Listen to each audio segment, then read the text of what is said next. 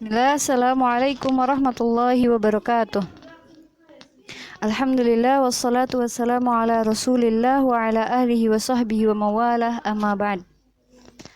Sabahul khair. Kaifa halukum ya akhwat? La'allakunna bi khairin wa fi riayatillah. Nah, insyaallah hari ini kita akan melanjutkan mata pelajaran tajwid dan masuk ke bab baru, yaitu dalam bab hukum mad dan mad tabi'i.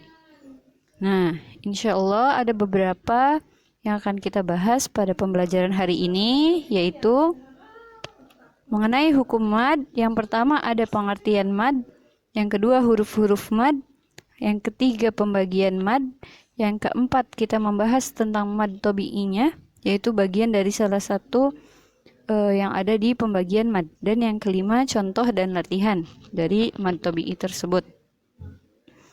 Masuk ke bagian yang pertama, yaitu pengertian mad. Apa sih yang dimaksud dengan mad? Jadi sebelum jauh ke pembahasan selanjutnya, mari kita ketahui dulu apa arti dari kata mad. Mad itu artinya panjang. Apa maksudnya? Yaitu memanjangkan suara dengan salah satu dari huruf mad atau lin. Jadi yang dinamakan mad itu kita memanjangkan suara kita pada bacaan yang terdapat salah satu dari huruf mad atau huruf lin, ya. Nanti kita bahas apa saja sih huruf-huruf mad. Nah, ada di pembelajaran bagian kedua, yaitu huruf-huruf mad. Huruf mad ada 3. Yang pertama alif, waw sukun, lalu ya sukun. Kapan alif, waw sukun, dan ya sukun itu dibaca panjang? Syarat mad di situ dilihat nomor 1, alif sebelumnya huruf berharokat fathah. Contoh kata ha yang ada pada layar tersebut. Jadi di situ ada huruf alif yang sebelumnya ada sebuah huruf lain yang berharokat fathah, ya. Hurufnya itu selain huruf hamzah. Sekali lagi, syaratnya alif itu dibaca panjang ketika sebelum huruf alif tersebut adalah huruf yang berharokat fathah. Yang kedua, waw sukun. Kapan waw sukun dibaca panjang atau mad? Yaitu apabila waw sukun sebelumnya ada huruf yang berharokat dhammah. Contohnya pada kata nu, ada waw sukun sebelumnya ada huruf nun yang berharokat dhammah. Maka ketika membaca nu, bukan nu tetapi dipanjangkan nu, seperti itu. Nomor 3, ya sukun. Ya sukun dibaca panjang ketika sebelumnya terdapat huruf berharokat kasroh pada contoh kata hi. Jadi di situ ada ya sukun sebelumnya ada huruf ha yang berharokat kasroh. Jadi kita membacanya bukan hi satu ketukan, tapi hi dipanjangkan, ya, seperti itu. Nah, setelah kita mengetahui huruf-huruf mad, maka kita masuk ke pembagian mad. Mad itu dibagi menjadi 2. Yang pertama mad tabi'i atau mad asli, dan yang kedua mad far'i. Mad tabi'i atau mad asli adalah mad yang asli, dia pada hakikat dasar dari pengertian mad. Sedangkan mad far'i itu mad-mad yang memiliki cabang-cabang lainnya. Nanti kita bahas, ada beberapa mad yang termasuk mad tabi'i, juga ada beberapa mad yang termasuk mad far'i. Nah, apa saja sih yang termasuk bagian dari mad tabi'i atau mad asli? Mad tabi'i atau mad asli itu ada 3 yang termasuk ke dalam mad tabi'i, ya.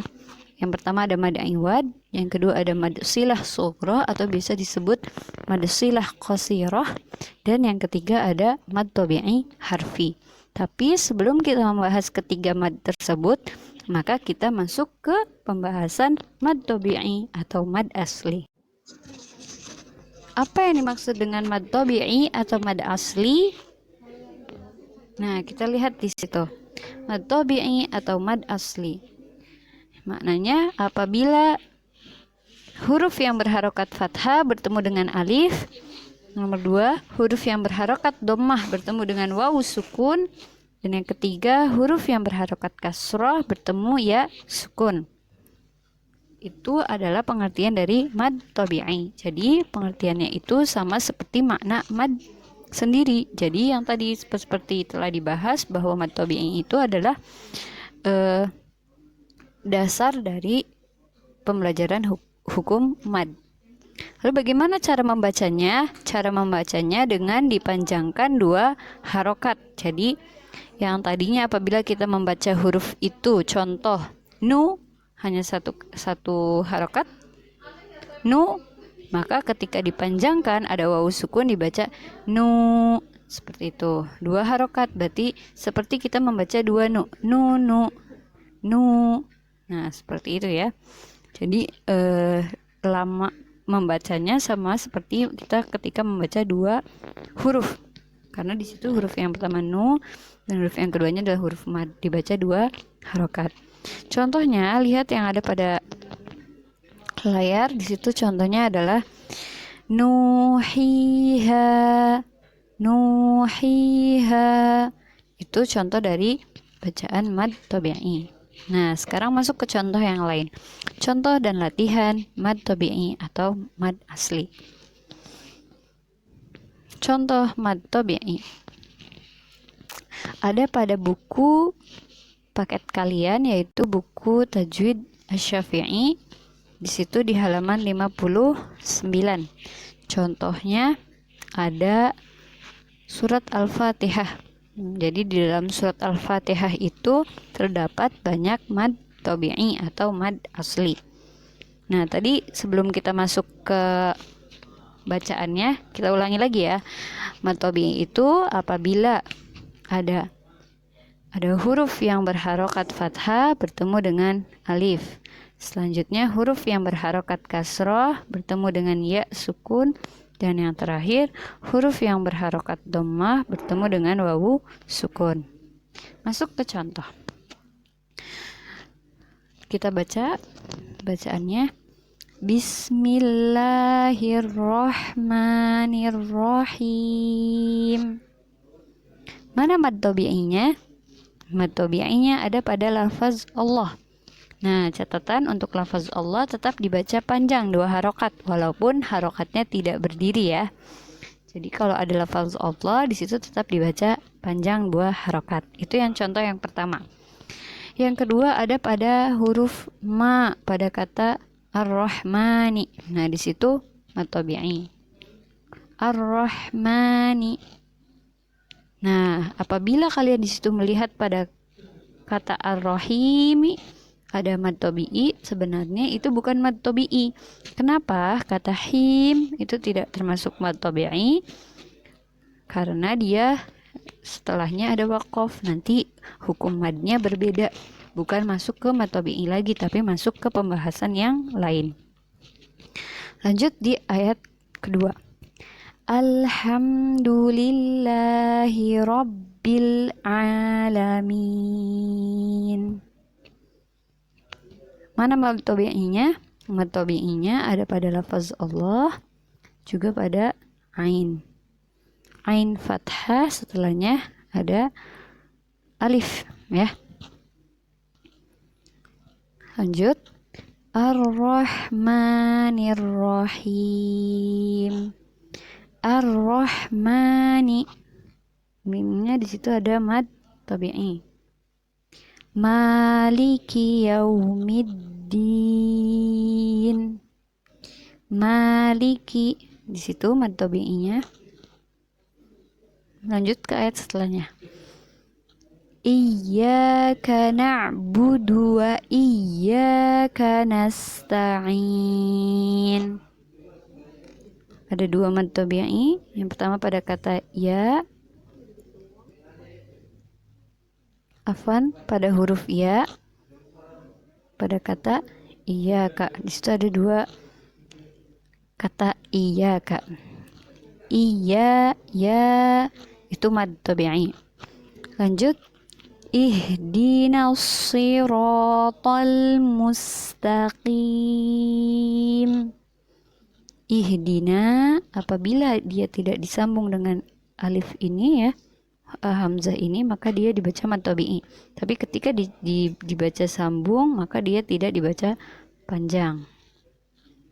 Berarti contoh mad tabi'inya as-sirata, sira 2 harokat. Lanjut ke ayat setelahnya.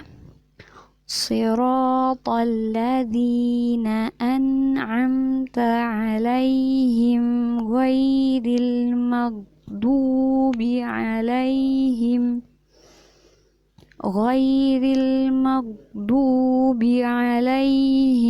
waladdallin.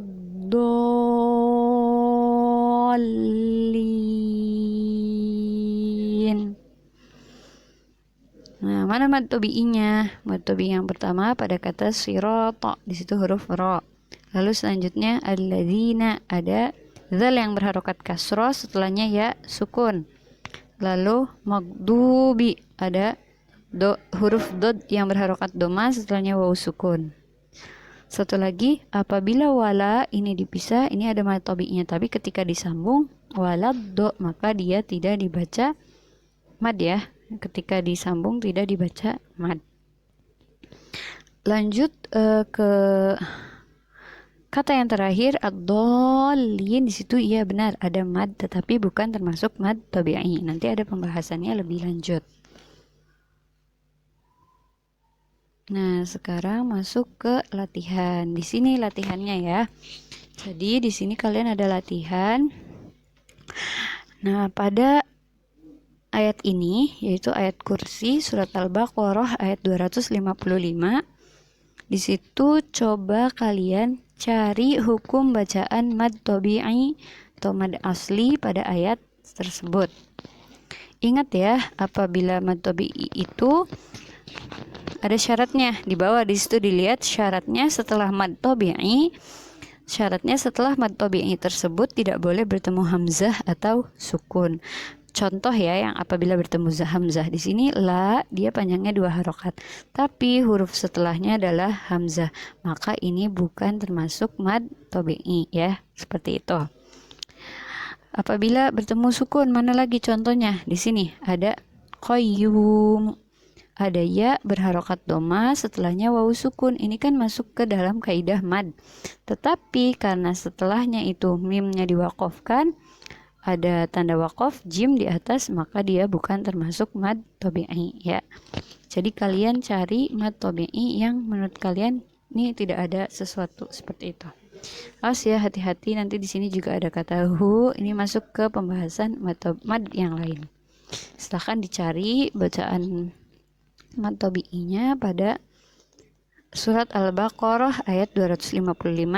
Setelah itu baru dikumpulkan di Google Classroom ya. Cari hukum bacaan mad tabi'i atau asli pada surat Al-Baqarah ayat 255, minimal 10. Jadi minimal 10 ya. Paham ya insyaallah. Alhamdulillah kita telah selesai membahas tentang hukum mad. Nanti kita lanjutkan di pertemuan yang akan datang tentang mad yang lain. Kita cukupkan pembahasan hari ini.